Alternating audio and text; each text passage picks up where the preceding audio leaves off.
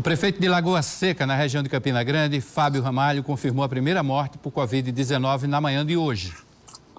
Confirmar a nossa primeira morte no município de Lagoa Seca pelo Covid-19. O paciente Jânio, e já conversamos com a família, e o que nós precisamos nesse exato momento lagosequenses é pedir o isolamento social, pedir às famílias lagosequenses que continuem em sua casa, que é dessa forma que a gente pode proteger a nossa família.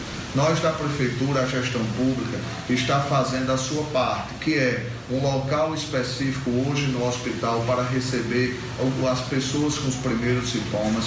Nós estamos dando gratuitamente máscaras na zona urbana e na zona rural do nosso município, com lavatórios em pontos estratégicos também na cidade. Então, o que nós possamos fazer, nós estamos fazendo. Mas precisamos entender que esse é um problema não de uma gestão, é um problema de uma sociedade que precisa se conscientizar do grande problema que nós estamos vivendo. Então, você ficando em casa, você fazendo a sua parte, você estará preservando a sua família. É isso que nós pedimos e que nós estaremos juntos, todos em Lagoa Seca, fazendo a nossa parte. O Supremo Tribunal Federal negou um recurso da Assembleia Legislativa e manteve a decisão que considera ilegal o pagamento das aposentadorias a ex-governadores e viúva de ex-governadores. O relator foi o ministro Celso de Mello. O recurso pretendia modular os efeitos da decisão, alegando segurança jurídica, de forma que ex-governadores e viúvas continuassem recebendo o benefício. Nesse caso, a decisão valeria apenas para os futuros casos. O Estado agora tem que suspender o pagamento mensal a 8 viúvas e 7 ex-governadores. No caso deles, a pensão é de R$ 23.500. Estão nessa lista Milton Cabral, Ricardo Coutinho, Cícero Lucena, Roberto Paulino, Cássio Cunha Lima, Wilson Braga e José Maranhão.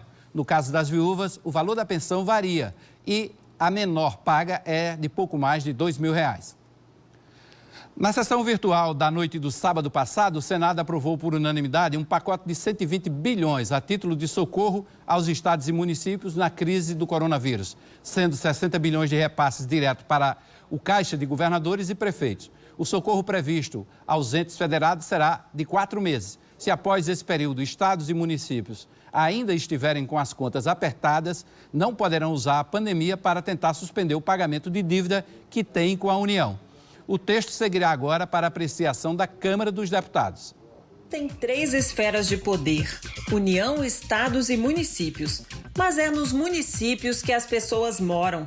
O projeto votado pelo Senado garante que 60 bilhões de reais cheguem na ponta, nos municípios e nos estados, para ajudar a combater o coronavírus. Os recursos serão usados para proteger a saúde de milhões de brasileiros com a compra de respiradores, máscaras, testes, equipamentos de proteção para profissionais de saúde e ajuda à população mais vulnerável. O projeto também assegura a economia de 130 bilhões para os governos, para reduzir o déficit causado pela pandemia. Indiscutível a necessidade que nós continuemos a criar mecanismos para ajudar aos estados e aos municípios.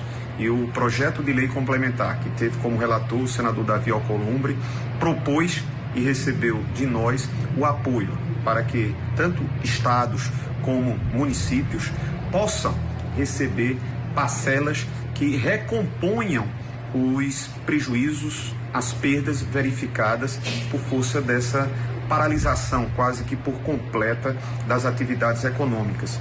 É indiscutível que tanto o FPE, o FPM, o ICMS, o ISS, todos os tributos de competência ou estadual ou municipal diminuíram significativamente. Segundo o relator, o governo propôs reduzir em até 30% o salário dos servidores públicos, mas ele negociou a proposta para garantir economias sem corte salarial. Como contrapartida, o texto proíbe os entes federados de reajustar salário, reestruturar a carreira ou conceder progressões a funcionários públicos durante 1 ano e meio.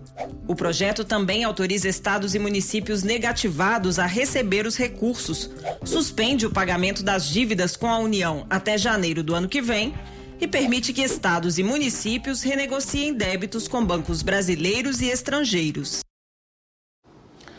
Ontem, aqui em João Pessoa, foram registradas manifestações de apoio ao presidente Jair Bolsonaro. Os manifestantes se concentraram em frente ao 1º Batalhão de Engenharia depois saíram em carreata pela Avenida Epitácio Pessoa. Mesmo com a proibição de carreatas pelo decreto do governo do estado, que está em vigor, os apoiadores do presidente da República não se intimidaram, foram até a Orla Marítima. Foram dezenas de carros que seguiram do grupamento de engenharia até a Orla Marítima. Também houve manifestações de apoio a Bolsonaro em Brasília. A gente fala agora ao vivo com Edinho Magalhães, que está na capital federal. Boa tarde, Edinho. Eu diria que foi até surpreendente essa mobilização no domingo, né, Edinho, aí em Brasília? Boa tarde, Hermes. Boa tarde, Paraíba. Foi realmente surpreendente a quantidade de apoiadores e simpatizantes nessa manifestação, nessa carreata que tomou conta da esplanada dos ministérios e do setor de autarquias aqui em Brasília no dia de ontem. Acho que talvez o próprio presidente Bolsonaro tenha se surpreendido com a dimensão dessa manifestação. Uma manifestação que tem um lado perigoso por conta da aglomeração e tem um outro lado de apoio a esse momento político que o país vive em torno das decisões e ações do presidente Bolsonaro. Hermes. Edinho, nós estamos vendo as imagens aqui daí de Brasília, dessa carreata, tomou parte aí de toda essa área central, próximo ao Palácio do Planalto e aos ministérios. Isso também demonstra que essa polarização política continua, né? O Bolsonaro, numa pesquisa recente que foi publicada ainda, continua muito forte em todos os cenários. Perfeito. As imagens mostram, Hermes, que apesar do decreto do governador Ibanez aqui do Distrito Federal de proibir aglomerações, falando para as pessoas permanecerem em isolamento social e distanciamento social, isso não serviu, né? E ela tomou parte a ideia geográfica dessas dimensões todas. E isso realmente evidencia essa polarização entre as pessoas que acreditam em Bolsonaro e que também querem e que argumentam que precisam trabalhar e que, portanto, elas também vão contrárias ao isolamento social absoluto. Elas querem uma flexibilização também desse isolamento para o distanciamento social. Você não fica isolado, mas você fica distante. É o argumento de parte dos apoiadores de ontem, que além de apoiarem Bolsonaro, não concordam com todo o isolamento social. Hermes. Edinho, vamos falar de outro assunto. Saiu a nomeação de Rolando Alexandre de Souza para o cargo de diretor-geral da Polícia Federal. Quem vem a ser esse escolhido? É mais um Alexandre, né? Você tem Alexandre Moraes, você tem Alexandre Ramagem, você tem Rolando Alexandre, e haja Alexandre nessa questão desse imbróglio da Polícia Federal.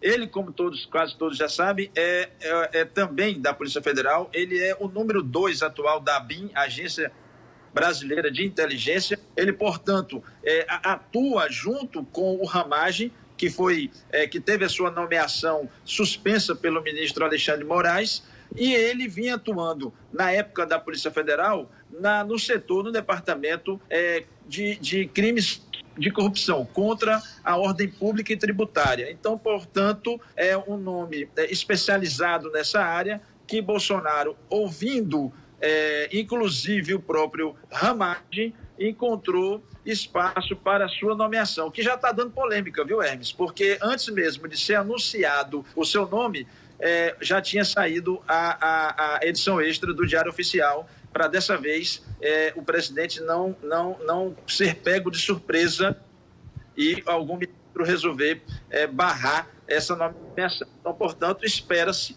que agora esse imbróglio tenha se resolvido relativamente, Hermes. Edinho, como a gente tinha previsto, sábado à noite, inclusive, numa sessão extraordinária, o Senado aprovou aí um repasse aos estados e municípios para compensar essas perdas todas pela pandemia. Parece a Paraíba se saiu relativamente bem, vamos lá, tem 1 bilhão e 300 milhões de reais, não é isso? Exatamente. Esse valor, essa soma total, Hermes, ela se conjuga de duas formas. Primeiro, repasse para o estado e municípios para tratar exclusivamente, parte disso, para tratar exclusivamente do coronavírus, do combate ao coronavírus, e parte para compensar as perdas de arrecadação que o estado e os municípios já estão tendo e terão nos próximos meses. Mas também tem um cálculo que precisa ser feito, que é a economia gerada para o Estado do pagamento da dívida com a União, que vai penso pelo período que durar a pandemia. Então, dá esse total para a Paraíba de 1 bilhão e 300 milhões. No entanto, o que será efetivamente repassado em recursos financeiros serão cerca de 930 milhões de reais, Hermes. Ok, Edinho, obrigado pela participação mais uma vez, pelas informações direto de Brasília. A gente conta com você nos próximos dias aí. Ok, amigos. Uma boa tarde e um grande abraço. Boa tarde.